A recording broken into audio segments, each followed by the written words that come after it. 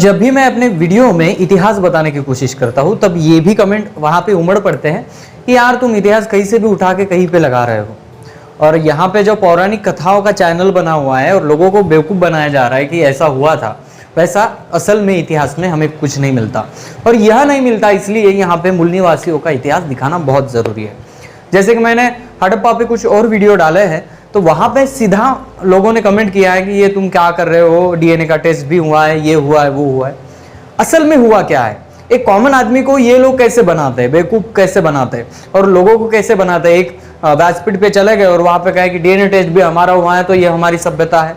ऐसे बोलने से सभ्यता नहीं मानी जाती, इसके पीछे भी कुछ राज है, इसके पीछे भी कई संशोधनकर्ताओं ने खोज किया है।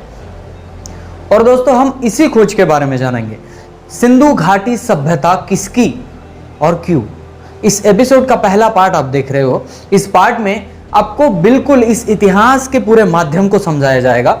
इस पार्ट में आपको जितने भी संशोधन हुए हैं, बहुत सारे संशोधनकार हुए, उनके सबका तो हम वर्णन नहीं ले पाएंगे, लेकिन चुनिंदा कुछ इतिहासकारों के मत भी यहाँ पे हम देखेंगे और उस मत के अनुसार हम पार्ट टू पार्ट यह चलेंगे कि ये सभ्यता किसकी और क्यों थी। क्योंकि दोस्तों इस पे संशोधन होना और बोलना इसलिए ज़रूरी है क्योंकि हड़प्पा और मोहनजोदारो के बारे में बहुत ऐसे किंवदंतियां और ये उत्खनन होने के बाद लोगों ने कुछ कथाएं लिखी और उस कथाओं का जो अनुमान है वो हड़प्पा और मोहनजोदारो संस्कृति से लगाने की कोशिश की है। ऐसे कुछ लोग हैं जो कहते हैं कि डीएनए वहाँ पे हुआ है और डीएनए सिमिलर हुआ है और वो हमारी सभ्यता है, तुम्हारी नहीं है, ये इसकी सभ्यता है, हम कहे कि फलाना है, डिलाना है, ये हम देखेंगे।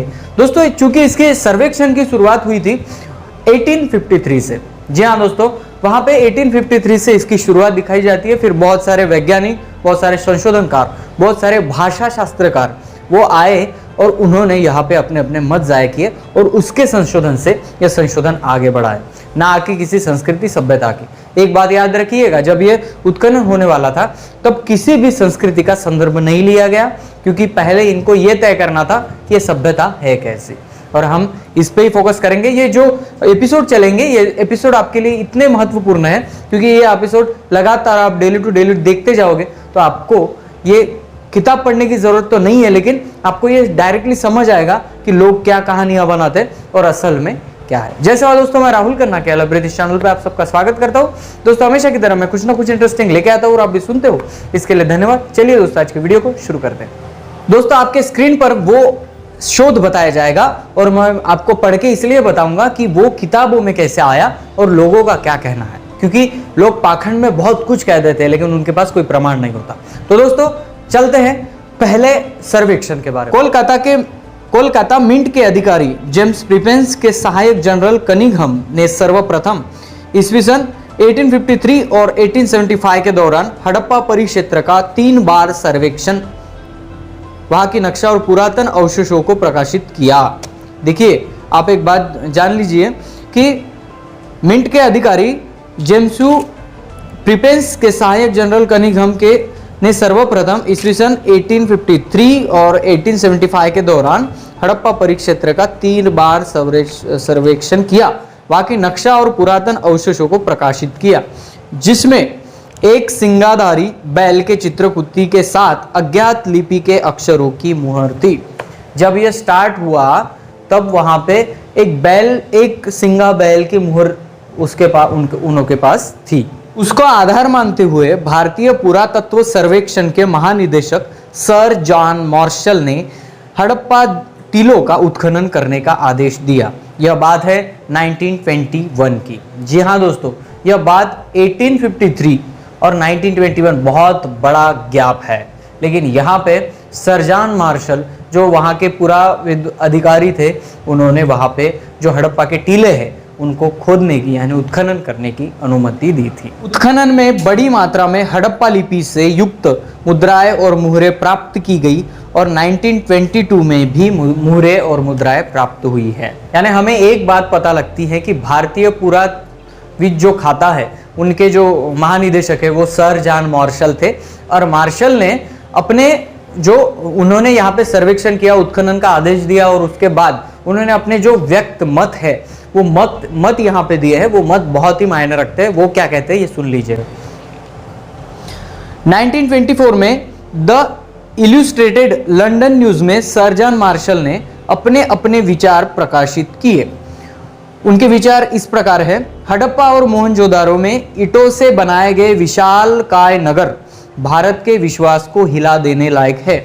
वहां घुमंतु आर्यों के आगमन होने के पूर्व से ही आदिम मानव का रैन बसेरा था। जब सर जॉन मार्शल ने ये कहा अपने अखबार में कि ये जो है घुमंतु जो आर्य है उसके आगमन के पूर्व यह दोनों भी नगरी बसी हुई थी। अभी उनके मोहरे और लिपि पढ़ी नहीं जाने की वजह से काल जो है, काल तो उनका तय हुआ था, लेकिन वो कौन से समाज की यानी कौन से लोगों की वो नगरी थी और कौन सी सभ्यता वहां पे थी, यह प्रश्न चिन्ह कायम था। लेकिन एक तर्क पे, एक अंजाम तक सर जॉन मार्शल पहुंच चुके थे कि यह आर्य सभ्यता नहीं थी और यह द्रविडियन सभ्यता थी। और यहाँ पे जब घुमंतु आर्य आए थे तब यह नगर जो महानगर है वो बसे हुए थे।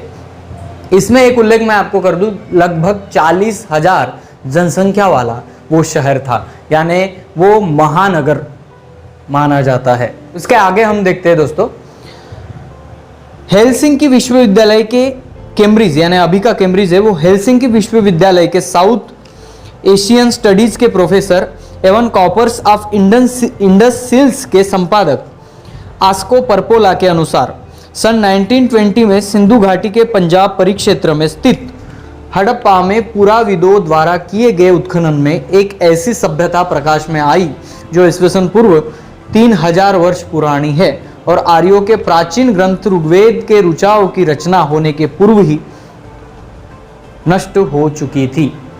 आस्को परपोला का मत यह कहता है कि वो 3000 वर्ष पुरानी सभ्यता है और जब आर्यों का आगमन यानी आर्य आने वाले थे उसके पहले ही यह सभ्यता जो है वो नष्ट हो चुकी थी। बहुत संशोधनकार अपने अपने तर्क लगाते हैं और ये तर्क ही हमें आगे की जो प्रोसेस है वो बता देते हैं।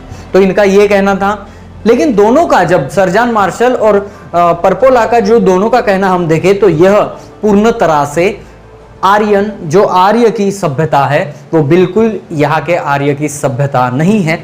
यह हम दोनों जो वैज्ञानिक हैं इनके मत से हमें सिद्ध होता है। इससे कुछ बातें सामने निकल कर आई है। सिंधु घाटी सभ्यता के लोगों की एक अपनी स्वयं पूर्ण लिपि थी। उनके जो लिपि मुद्राएं पाए गए उनमें से ज्यादा जानवरों के चित्र हमें दिखते हैं और कुछ इंसान के भी चित्र हमें दिखते हैं, लेकिन वो इंसान उनके आदर्श हो सकते हैं। और जो जानवरों के और किसी पेड़ के जो चित्र वहां पे हमें दिखते हैं, इसका मतलब यह होता है कि वो सभ्यता भी किसी निसर्गवादी विचारधारा से आई हुई होगी, यानी इनडायरेक्टली वो द्रविडियन सभ्यता की तरफ या इन संशोधकों का इशारा है।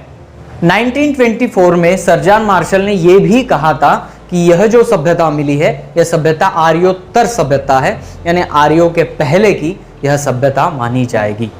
उसके बाद और एक मैं आपको बता दूं, अपना अधिकांश जीवन भारत में गुजारकर सिंधु लिपि का अध्ययन करने वाले स्पेन के स्यूट हेमरी हेरास का मत है, मार्शल के सूचनाओं के अनुसार सिंधु लिपि का अध्ययन प्रोटो द्रविडियन भाषा की रचना के उसके वर्तमान में प्रचलित अनुजात भाषाओं पर किया जा सकता है। इनका ये कहना है कि ये कहते हैं कि सर जॉन मार्शल के अनुसार प्रोटो द्रविडियन यानी द्रविडियन के पूर्व जो जनजाति आदिम लोग यहाँ पे रहते थे और द्रविडियन के पूर्व जो भाषा यहाँ पे बोली जाती थी उस भाषाओं का अगर अध्ययन किया जाए तो हो सकता है सिंधु घाटी सभ्यता में जो लिपि मिली है उसका पठन किया जाए। उनका एक अनुमान है और अनुमान ये कहते हैं कि द्रविडियन भाषा के पूर्व की जो भाषा है, पूर्व के जो लोग हैं उनकी भाषा से यह जो हड़प्पा मोहनजोदारो सभ्यता है उसको पढ़ा जा सकता है, उसको समझा जा सकता है। और एक संशोधनकार का मत हम यहाँ पे लेंगे। इरावतन महादेवन के अनुसार भारतीय आर्य परंपरा हड़प्पा सभ्यता के बाद की है।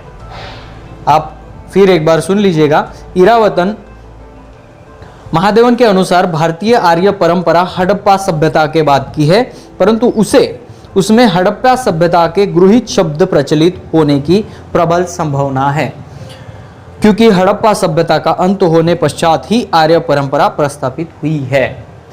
ये महादेवन जी कहते हैं कि यहाँ पे जो आर्य का इस हड़प्पा से संबंध तो नहीं है, लेकिन हड़प्पा में जो प्रचलित कुछ शब्द है, कुछ भाषा है, वो आर्य समाज में देखे जा सकते हैं, क्योंकि हड़प्पा और मोहनजोदारो ये नष्ट होने के बाद ही यहाँ पे आर्य अपना जो अधिकार है वो प्रस्थापित किए हैं। दोस्तों, जब हड़प्पा मोहनजोदारो के बारे में बहुत लोगों को एक सुनाई देता है, दिखता है, बहुत लोग अपनी अपनी राय रखते हैं, लेकिन ये राय उन लोगों को रखना बहुत ज़रूरी है कि जिन लोगों ने इन सभ्यताओं का इतिहास और अध्ययन करते करते वो अपना जीवन निकाल दिए। जो लोग इस इतिहासकार में ज़्यादा रुचि रखते हैं, जो लोग भाषाओं का अध्ययन, इतिहास का अध्ययन बहुत रुचि रख के करते हैं, उन लोगों का मैंने मत यहाँ पे आपको इसलिए बताया है कि हड़प्पा मोहनजोदारो कोई भी हो, किसी भी सभ्यता हो, लेकिन वो सभ्यता अगर सामने आती है, वो स्पष्ट हो जाती है, तो भारत को 5000 वर्ष पुराना इतिहास प्राप्त होता है। और यहाँ के हर भारतीय को यह गर्व की बात है। ये कोई भी समुदाय रहे और ये कोई भी सभ्यता रहे, लेकिन ये जब अगर प्रूव होती है तो इस भारत देश को यहाँ पे 5000 वर्ष पुरानी सभ्यता मिल सकती है, और ये बहुत बड़ी सभी को गर्व की बात है। तो इसमें सभी तर्कों आधार पर अध्ययन और इसका जो निष्कर्ष है वो आना बहुत जरूरी है, क्योंकि यहाँ पे कौम, धर्म, संप्रदाय इसको लेकर बहुत झगड़े हैं। तो मैं सभी को बता दूंगा कि नेक्स्ट वीडियो में जो नेक्स्ट एपिसोड आने वाला है उसमें द्रविडियन भाषा का मैं जिक्र करने वाला हूँ। वो क्यों है और कैसे है ये आपको देखना पड़ेगा, क्योंकि दोस्तों आज से हड़प्पन मोहनजोदारो लिपि के बारे में, उसकी सभ्यता के बारे में यहाँ पे चर्चा होगी, और ये आपको पूरे प्रूफ के साथ दिखाया जाएगा कि कौन सा संशोधनकार क्या कह रहा है और किसके अनुसार ये क्या हो सकता है, और फिर हम इसके जो अंजाम तक है वो पहुंचेंगे। दोस्तों, अगर वीडियो ये एपिसोड, नया एपिसोड पसंद आए तो लाइक, शेयर, कमेंट कर देना। मिलते हैं अगले वीडियो, अगले टॉपिक के साथ। तब तक के लिए जय सेवा, जय जोहार, जय आदिवासी, जय गोंडवाना, जय भीम।